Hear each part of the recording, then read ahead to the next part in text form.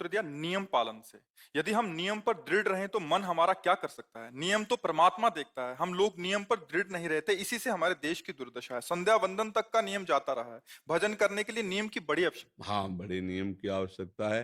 तो जैसे प्रातः काल से सायं काल तक की हर व्यक्ति की अपनी एक दिनचर्या होनी चाहिए।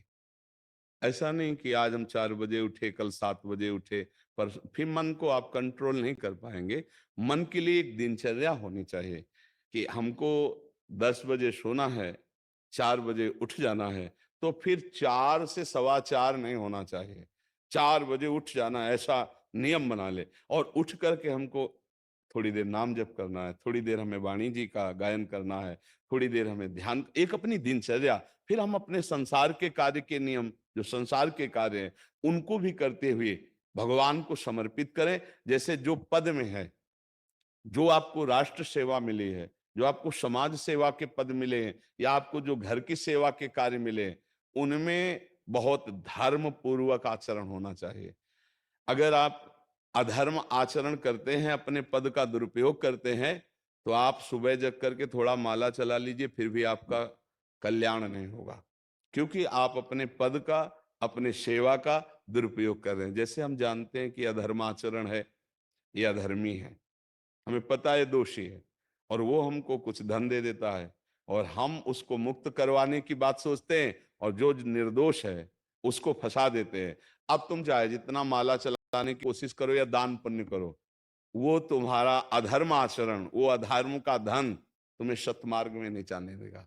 नियम लेना चाहिए कि जिस पद में है, जिस धर्म में है, जिस कर्तव्य में है, चाहे कुछ भी हो जाए, हम अपने कर्तव्य से विमुख नहीं होंगे।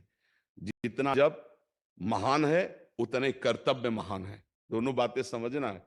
जब माला फेरा और इसके बाद बेईमानी, अधर्माचरण, इनका कोई नियम नहीं है कि हमें कैसे चलना है, तो वो माला काम नहीं कर पाएगा, क्योंकि उसका तभी सत्य भाव माना जाएगा माला जपला, जब धर्माचरण है। धर्माचरण नियम से।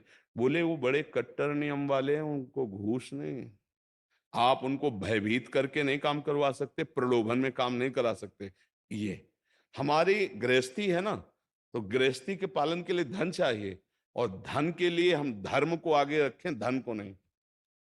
धर्म को, हमारा कर्तव्य क्या, प्रायः जैसे पूज्य बाबा ने कहा, आज हमारे देश में बहुत दुर्दशा हो रही है। दुर्दशा हो रही, क्यों? क्योंकि सब अपनी जगह से गलत हो रहे हैं। अगर अपनी जगह हम ठीक रहे तो हमारी दुर्दशा नहीं होगी। हमारा भजन कम होगा, लेकिन हम धर्म से चल रहे हैं तो हम विजयी होंगे। हम भगवान को प्रसन्न कर सकते हैं, क्योंकि हमें जो कार्य मिला है वो भगवान का ही कार्य, सृष्टि भगवान का कार्य। जैसे नए बच्चे कुछ वकालत पढ़ रहे थे, तो यहाँ के प्रश्न किया था कि हम जानते हैं कि वो दोषी नहीं है, हम जानते हैं कि वो दोषी है, पर दोषी हमें पैसा दे रहा है, तो हम वकालत पढ़ी इसीलिए, हम उसको जिताएंगे, तो ये क्या कोई पाप है? तो उनका खुला पाप है। बोले नहीं, हमारी कोई ऐसा कंपनी दो, ऐसा कुछ बोले कि हमारी कंपनी को ये सिखाया जाता है, तो हमको तो ये करना ही होगा, अगर नहीं करेंगे तो हमारी वकालत का मतलब क्या रहा? तो नहीं, वकालत का मतलब अधर्मी को मुक्त करवाना नहीं है। वकालत का मतलब अधर्मी के सबूत एकत्रित करके उसको दंड दिलवाना है, और धर्मात्मा को मुक्त करवाना है। अब इसके लिए आपके पास अर्थव्यवस्था अगर कमजोर भी है, तो धर्म व्यवस्था आपकी पूरी है। धर्म व्यवस्था ठीक है तो परिवार स्वस्थ रहेगा, सुखी रहेगा, भगवान आप पर प्रसन्न रहेंगे।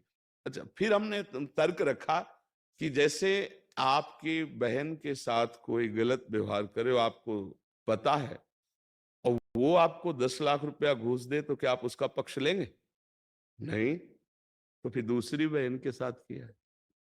अब यहां विचार करना है ना, अपने भाई का अगर कत्ल किए हो, मुझे पता हो कि ये दोषी है, तो क्या हम पैसे से उसको मुक्त करने देंगे?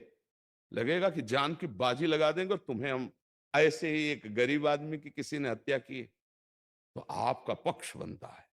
पर ये ज्ञान कहां मिलेगा? बिना अध्यात्म के ये ज्ञान तो मिलेगा नहीं। ज्ञान तो इस बात का मिला कि कैसे पैसा कमाया जाए।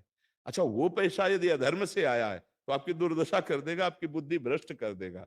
तो जो बाबा कह रहे हैं कि आज हमारे समाज की बड़ी दुर्दशा हो रही, उसका कारण यही है कि हमें अध्यात्म का ज्ञान नहीं, हमें धर्म का ज्ञान नहीं, और बड़ी बड़ी गलतियां हो जाती है। बिल्कुल पता है आदमी निर्दोष है, और हम धन के प्रभाव से उसको दंड दे देते हैं। वो दंडा भगवान जब आपको पलट कर देंगे तो आप सह नहीं पाओगे, उसका परिणाम बहुत बुरा होता है। तो इसलिए समाज को चाहिए अपने अपने कर्तव्य का पालन करते हुए एक नियमावली बना ले। जैसे कुछ दुकानों का नियम होता है कि वहां फिक्स रेट होता है, नहीं होता? वहां ये नहीं चलेगा कि कसम से कहते हैं कि तुम्हें हम अपना जान करके कि 100 रुपया मीटर ये मिला है, हम बिल्कुल मुनाफा नहीं ले रहे। नहीं, झूठ क्यों बोल रहे हो? दुकान खोले हो मुनाफा के लिए, झूठ क्यों बोल रहे हो? नहीं लेंगे मुनाफा, हम जितने का लाए हैं उससे मुनाफा लेंगे, पर 120 रुपया मीटर देंगे, कपड़ा बढ़िया है, नाप फिट है, इससे नीचे नहीं उतरेंगे, और हमें सफाई देने की जरूरत नहीं है कि हम कसम खाते हैं या ऐसा। हम जानते हो ये बिजली है, दुकान है, नौकर लगे हैं, तो इसका मुनाफा लेने के लिए दुकान खोलें, कोई दान करने के लिए तो नहीं। तो सबको पता है मुनाफा लेगा, लेकिन एक फिक्स दाम, उसे 10-20 रुपया का मुनाफा लेकर के हम उसको बेच रहे हैं। लेकिन झूठ क्यों बोले? बोले झूठ के बिना धंधा नहीं चलता। नहीं, ऐसा नहीं है। अब असत्य बोलोगे तो उससे जो आपको मुनाफा मिलेगा वो आपकी बुद्धि भ्रष्ट करेगा, और सत्य है कि मुनाफा के लिए है वही चीज, और आप एक फिक्स रेट में दे रहे हैं, बढ़िया है। अब अगर आप कोई मिलावट करके भोजन सामग्री दे रहे हैं, आपको पता है, तो जो खाने वाले के हृदय में बैठे हुए भगवान है, वो तुम्हारे जीवन में मिलावट कर देंगे, तुम्हारा जीवन महान दुखमय हो जाएगा। ये कहां समझा जाता है? एक आदमी सिंथेटिक दूध बना रहा है, उससे कहो ये अपने बच्चे को पिला, नहीं पिलाएगा। फिर ये दूसरे का बच्चा जब पिएगा तो उसकी हालत क्या होगी? दूसरे शरीर में जाएगा तो हालत क्या होगी? वो केवल धन की बुद्धि रखता है। एक आदमी घी में केमिकल मिला रहा है, एक ऐसे अभक्ष्य पदार्थ मिला है, वो स्वयं नहीं खाएगा, लेकिन वो होटलों में भेजा जाएगा, हजारों लाखों लोग खाएंगे, बीमारी बढ़ेगी, उसको रुपया से मतलब है। ये चीज, ये दुर्दशा हर जगह धर्म का ज्ञान न होने के कारण फैल रही, नहीं फैल रही। एक मरीज बीमार है, असली दवाओं में पैसे ज्यादा है, नकली दवा लेकर के असली के दाम में बेच देना, उसको बिल्कुल फायदा ना होना। लेकिन परमात्मा देख रहा है, तुम जानते हो नकली दवा है, वो तो नहीं जानता बेचारा, ज्यादा पढ़े लिखे नहीं, किसान आदमी गांव का आया है, तुमने दे दिया, और उसने पैसा दिया असली के। अब वो पैसा तुम्हारी बुद्धि भ्रष्ट करेगा, तुम्हारे परिवार में कलह पैदा करेगा, और तुम्हारा पतन कर देगा। ऐसे हर डिपार्टमेंट में, हर विषय में यदि हम अपने धर्म से चले, अपने सत्य से चले, और थोड़ा भी भजन होगा, वो आपको उत्तम गति प्रदान करेगा। पर ऐसा कहाँ समझ में आ रहा? अध्यात्म के बिना भला ऐसा समझ में आएगा? तो इसीलिए कह रहे हैं हमारे देश की दुर्दशा हो रही।